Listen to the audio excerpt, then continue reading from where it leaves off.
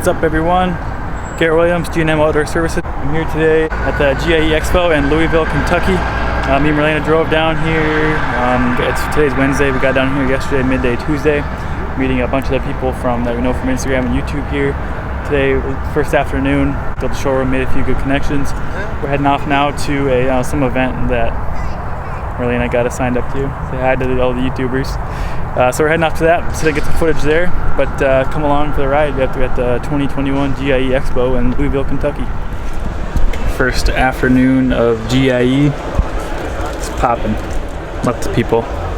Bobcat's got a pretty decent sized booth over here. Some new equipment, some excavators, a little bit of everything. And Marlena in a natural environment.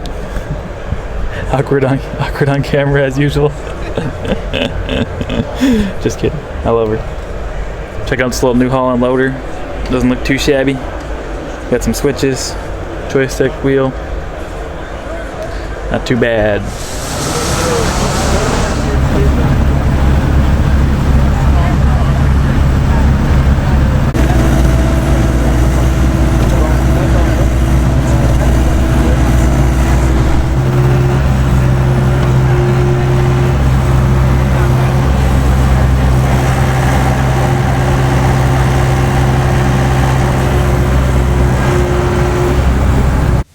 So I wanted to try this little 60G to see how much flow it had to the attachments.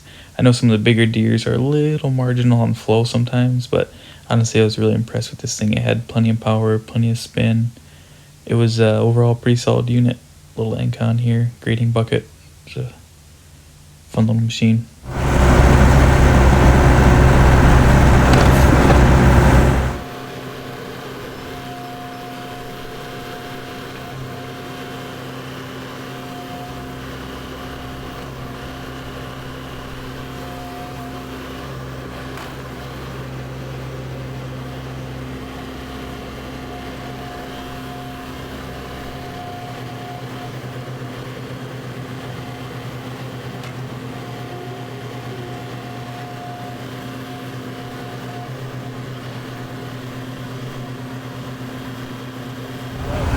How big are you guys in the U.S. market right now? Like I've just started to see stuff in the last. Yeah, we're definitely one of the key players. Okay. Yeah. Cheers! Here at Louisville with our coffee and some nice equipment.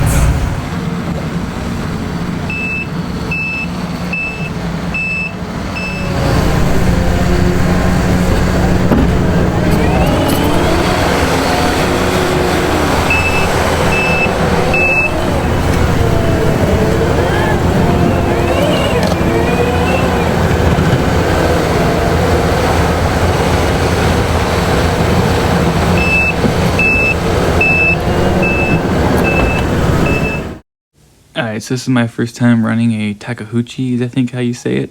This thing was pretty quick.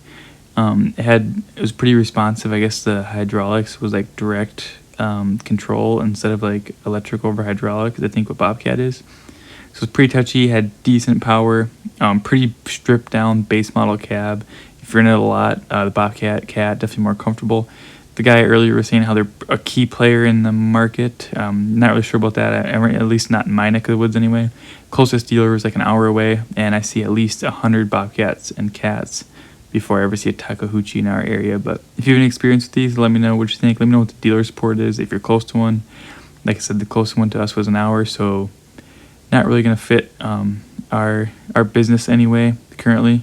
But maybe we'll own one in the future, not sure, but don't really foresee it happening anytime soon. Checking out one of these new Bobcat tractors. Looks like the hydrostatic drive. No shifting, which is super nice, like forward and back. That's a lot less of that. Here's the view. It's got a little blower on it. What's your first impression of this thing, Jack? It looks great. I mean, it's very comfortable. We have the L28, so this is like the next level up from that. A little more power, definitely, in this one. Yeah. I think it'd be nice for larger sidewalks and commercial properties, or even digging dirt and moving stuff around on commercial properties as well. Yeah, I think with a loader arm, I don't know how much it would lift, but like for loading stuff in the yard, it'd be kind of one of those things nice. I can use it occasionally on the job and have it around the yard. Yeah, it seems like sort of the balance between Like an L28, like a bigger loader. Yeah, and like residential use versus sort of that commercial use. Yeah. I can see a lot of, one of our neighbors actually has one of these that uses it on his property. So. Does he like it? Yeah, he really likes it. Good visibility out the corners here, out the back. Got a 3-point on the back. Not too shabby. Plenty of leg room, plenty of wiggle room. So you got the Bobcat roof here. Lots of people on, lots of stuff going on here.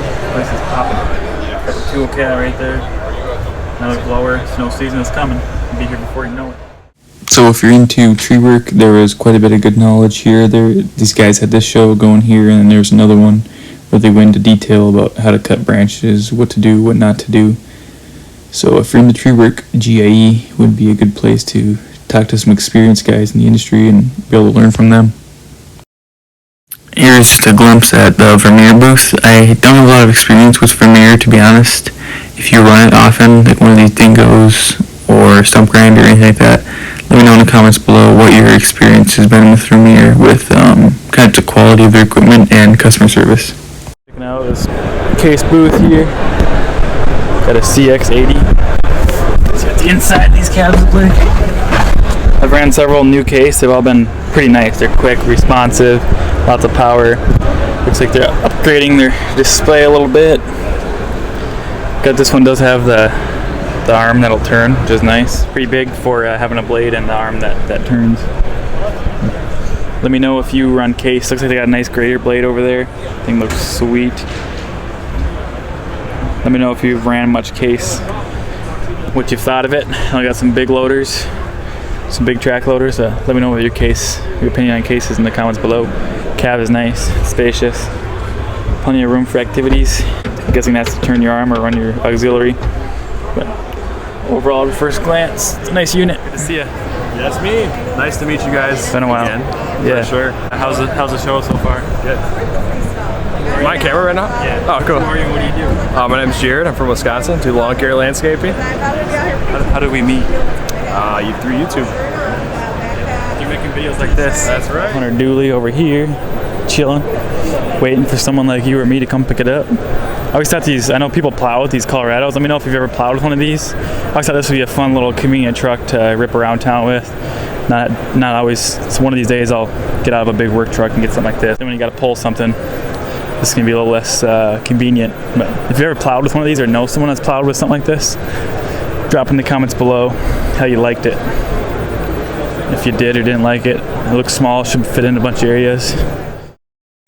So this was kind of outside, a little ways away from the show, but there's like a hardscape area out here. I guess there was like competition. These guys are trying to like set up a little hardscape as quick as they could. Didn't spend a lot of time looking at the hardscape tools, to be honest, as we're trying to get out of hardscapes. We only did 1 block wall last year, only done 2 this year, and haven't done very many patios. So just focusing on boulders and dirt work. So didn't spend a lot of time in the hardscape stuff. But if you're into hardscapes, there was quite a bit of hardscape stuff going on here at the GAE. So this was one pretty cool hardscape tool. It's supposed to be like a dustless IQ saw. The vacuum wasn't all the way on right here, so you actually see a little bit of dust come out of the back. But there's a new saw coming out, so they want to kind of do like a time comparison. My buddy Evan from Evan's Landscape down in southern Minnesota uses one of these, and I guess there were some things he liked about it and things he didn't. This blade will stay at room temperature, and there's actually a science to the diamond patterns on that too, because that's the other thing is when you start getting drag on blades, it'll be cutting really good for a period of time, but once those diamonds aren't regenerating themselves and that blade starts getting hot, that's where you're going to start losing the tension in the blade and everything else. Yeah. And I'm repeating with what the hundreds of calls we get, a year that we document in-house, because one, we want to learn to make sure we're making the best thing we can. Yeah. But there's data there that that's what's happening a lot. So yeah, it's not going to work without the right blade. That's every saw. Yeah.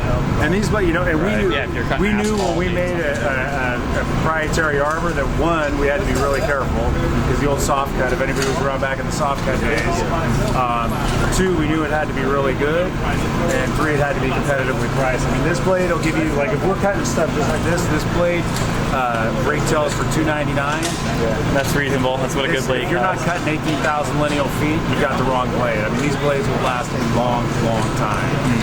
All kinds of different shapes, whatever. The dust, you can chop with this one, put the dust in the back.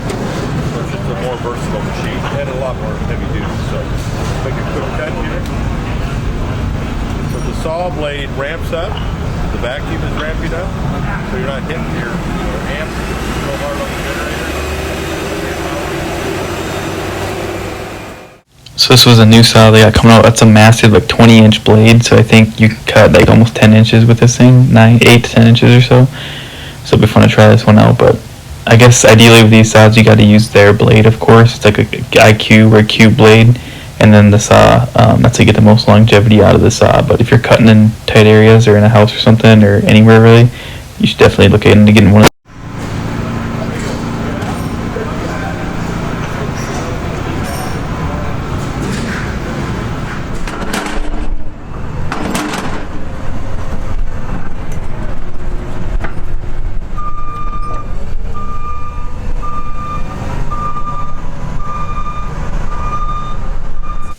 So this was Ardic's booth. I think they were doing testing out here because this guy kept doing this like all day and night. Just I think try testing out the strength of the new pucks or whatever they're doing. But we got a couple of these Arctics. Got a couple more coming. We've been using them. We used them mainly last winter, and so far we really like them. No hydraulics. They follow the contours good. All around a great product.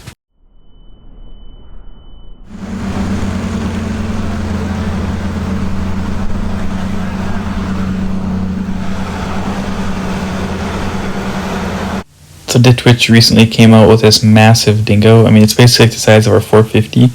Might be slightly shorter, but not much. Looks like the SK 3000.